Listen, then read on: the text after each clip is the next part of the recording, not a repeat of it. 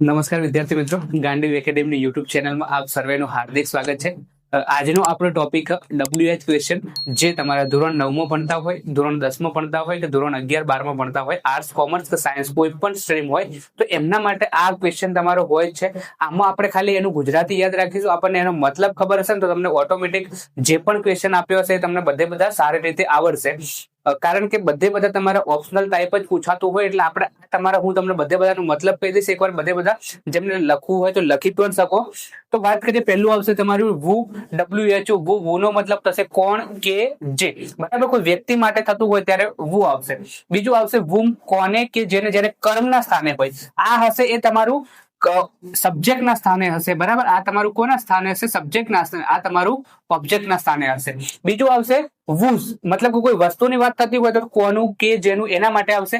when, કે જ્યારે સમયની વાત થતી હોય, બરાબર વિદ્યાર્થી મિત્રો, જ્યારે સમયની વાત થતી હોય ત્યારે શું આવશે? when આવશે.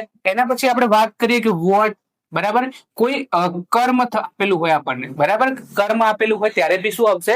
what આવશે. what નો મતલબ થશે શું કે. એના પછી which, કોઈ વસ્તુની વાત થતી હોય કે કયું, કઈ કે જે, બરાબર. કોઈ વસ્તુ અથવા કોઈ પદાર્થની વાત થતી હોય ત્યારે શું આવશે? which આવશે. why, જ્યારે કોઈ કારણ માટે, શાના માટે? કોઈ કારણ પૂછવા માટે why અથવા શા માટે, અથવા એનો મતલબ થશે કેમ. પછી where, મતલબ કોઈ સ્થળ માટે વાત થતી હોય. શાના માટે વાત થતી હોય? કોઈ સ્થળ માટે વાત થતી હોય તો where નો મતલબ થશે ક્યાં. બીજું એક શું કહેવાય, વર. એને વર આપણે વાંચતા હોય, WERE, જે તમારું સહાયકારક ક્રિયાપદ આવતું હોય. એના પછી વાત કરીએ આપણે હાઉ, બરાબર. હાઉ એટલે કેવી રીતે. કોઈ આપણને કોઈ આ કાર્ય કઈ રીતના થયું તો એ માટે શું આવશે? હાઉ આવશે.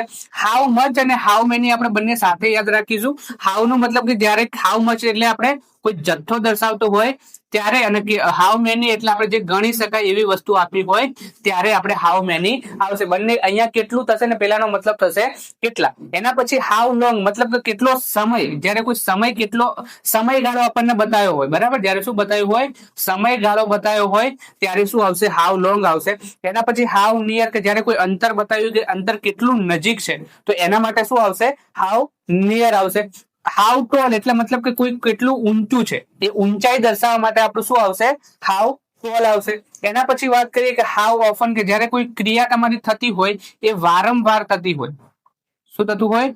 વારંવાર થતું હોય ત્યારે શું આવશે? હાઉ ઓફન આવશે, કેટલી વાર. એના પછી વાત કરીએ કે કેટલું, બરાબર. હાઉ બિગ, કેટલું મોટું. જ્યારે કોઈ પદાર્થનું કદ દર્શાવવામાં આવ્યું કે એ કેટલું મોટું છે તો એના માટે શું આવશે? હાઉ બિગ આવશે. એના પછી વાત કરીએ કે કોઈ અંતર બતાવ્યું, ધારો કે આપણે અહીંયા વડગામથી વરવાડિયા લઈ લઈએ, વડગામથી મગરવાડા લઈ લઈએ, તો એના બંને વચ્ચેનો તમારે જ્યારે ડિસ્ટન્સ માપવાનું હોય ત્યારે શું આવશે?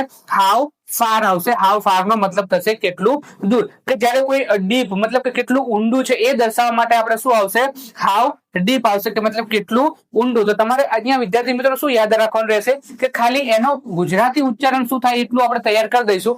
પછી તો તમને ક્વેશ્ચન આપ્યો હશે અને ક્વેશ્ચન ના અંદર અંડરલાઈન આપી હશે ને એના નીચે બધા પ્રશ્નો ઓપ્શન આપ્યા છે, એમાંથી તમારે સિલેક્ટ કરી લેવાનું. જો તમને એમનું ગુજરાતી ખબર હશે તો તમારો આ ક્વેશ્ચન એકદમ ઈઝી રીતે પતી જશે, બરાબર. તો તમારે ખાલી આટલું જ આપણે યાદ રાખવાનું રહેશે. તમારું 3 માર્ક્સનું પૂછાતું હોય, અમુક ધોરણમાં 5 માર્ક્સનું પૂછાતું હોય, જે પ્રમાણે તમારે પૂછાતું હોય તમારે આટલામાંથી જ આવશે. બધું જે પણ હશે એ ક્લિયર વિદ્યાર્થી મિત્રો. છતાં બી આ ટોપિકમાં કોઈને ડાઉટ હોય તો તમે કોમેન્ટમાં જરૂરથી લખજો, અને તમને વિડીયો કેવો લાગ્યો એ કોમેન્ટ કરીને જણાવજો. બીજું કે તમારે સારો લાગ્યો તો તમારા મિત્રો હોય એમને શેર કરજો. જેમણે સબસ્ક્રાઇબ ના કર્યું હોય તમને સબસ્ક્રાઇબ કરી દેવા નમ્ર વિનંતી.